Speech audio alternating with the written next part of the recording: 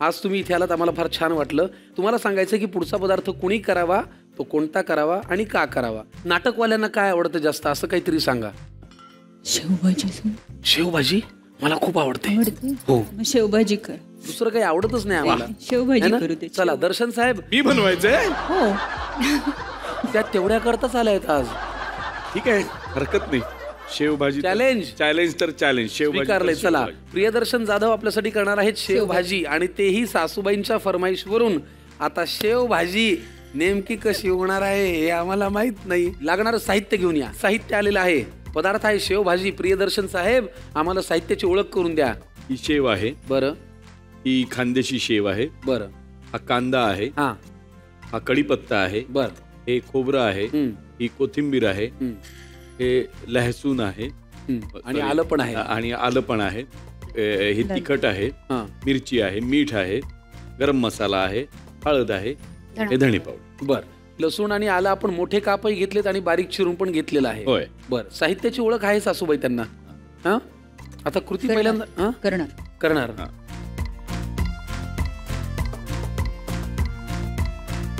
जसं नाटक सुरू झाल्यानंतर काही पहिल्याच वाक्याला तापत नाही, पेटत नाही नाटक. थोडा वेळ लागतो. तसं आधी पडदा उघडेल, म्युझिक वाजेल, प्रकाश येईल, मग एंट्री होईल आणि तवा आपण करू.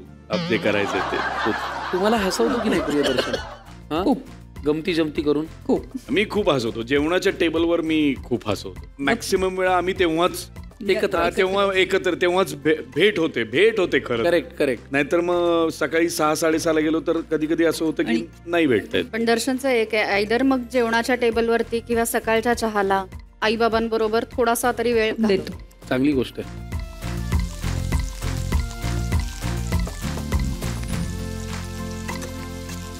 घाल.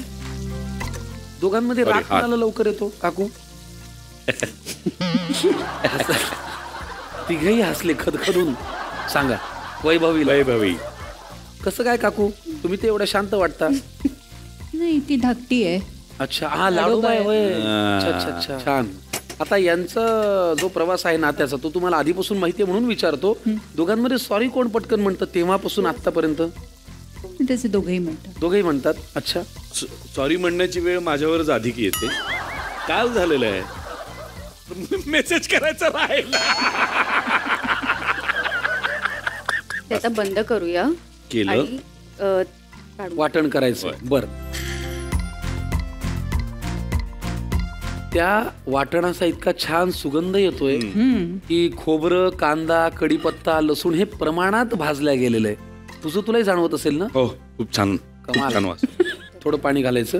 काकू, मुलगी आणि जावई थोडं अगदी प्रेमाने करतायत सगळं तुमच्यासाठी.